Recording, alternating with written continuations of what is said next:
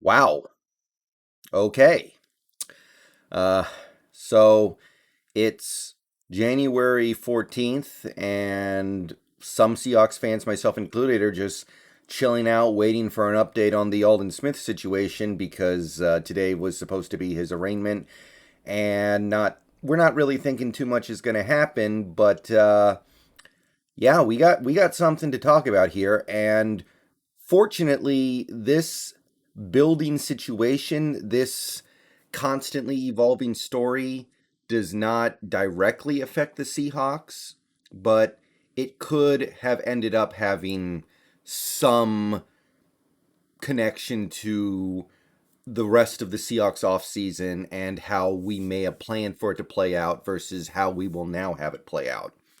So, uh, as of earlier this morning, Richard Sherman, former Seahawk, former 49er, and potential future Seahawk, is being run through the ringer. And I normally don't make videos about things that don't directly relate to the Seahawks, but this guy is a Seattle legend. This guy lives in the Seattle area still. He's one of the greatest players in franchise history. He was part of our Super Bowl championship.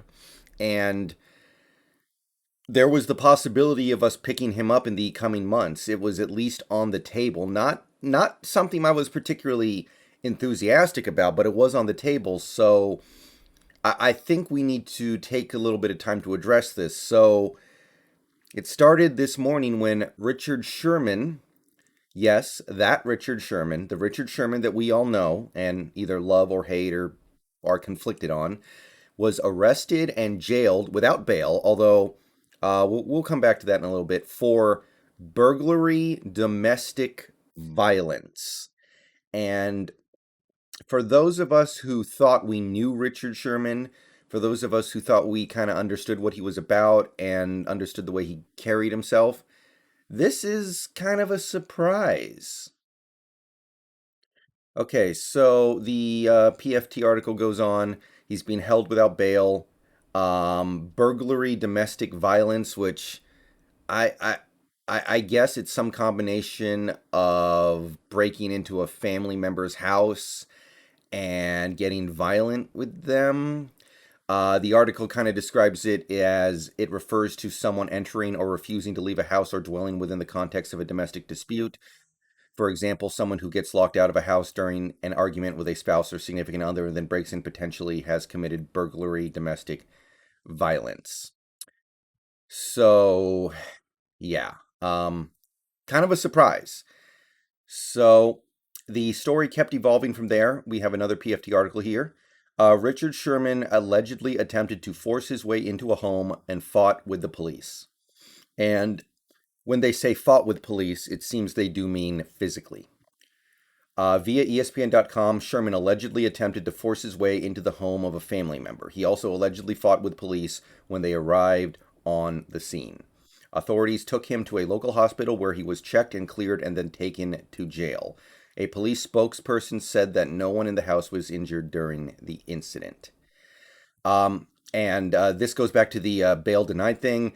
It's standard practice to hold the defendant in a domestic violence case without bail until a judge can address the situation. So that's not necessarily indicative of anything terrible happening or him killing somebody or anything like that. It's just standard procedure here. Not that this, not that he comes out of this looking good at all, but this is standard practice for a case like this. Also advancing the story a little bit later was this report right here. A police dog had to subdue Richard Sherman.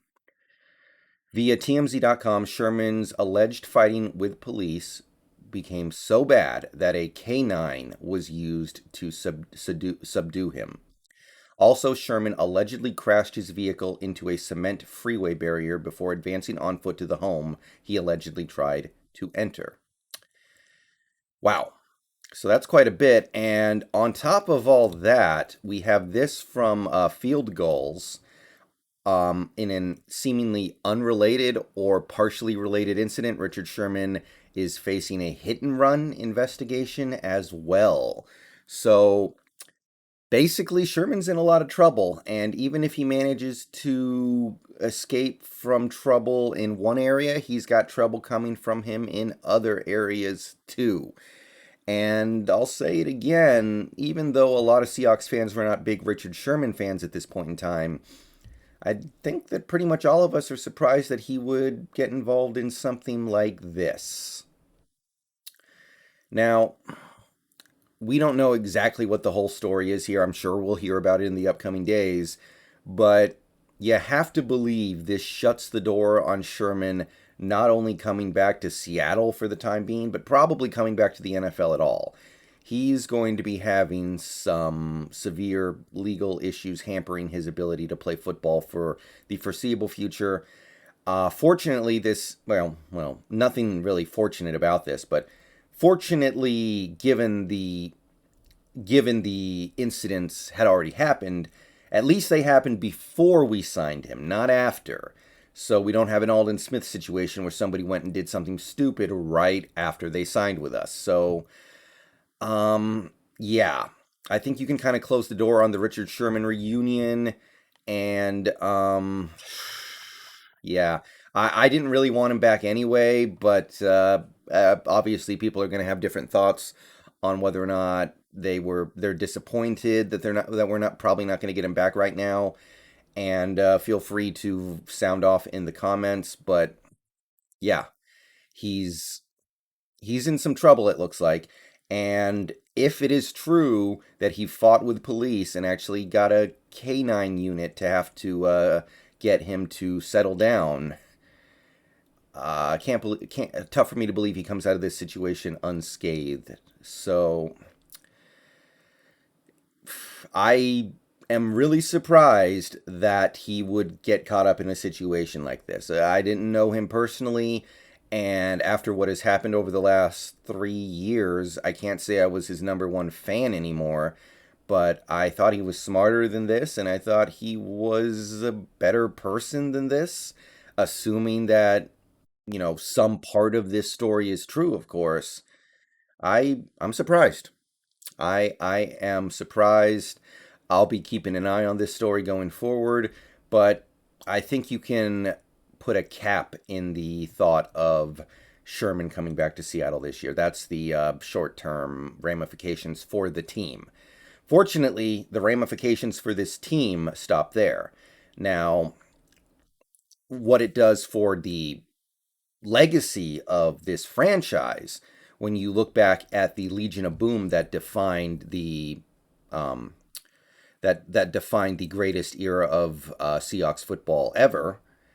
You've got Earl Thomas doing all the stuff that he's doing, and now you've got Richard Sherman doing this. These guys are not leaving on the best terms. These guys are not exiting the NFL under good circumstances, are they? So that part of it's not fun to think about. But yeah, there you go. Richard Sherman broke into, excuse me, broke into a family member's house, got in a fight with police, had to be subdued by a canine. Also, some hit and run charges baked in there. We'll see. See you guys later.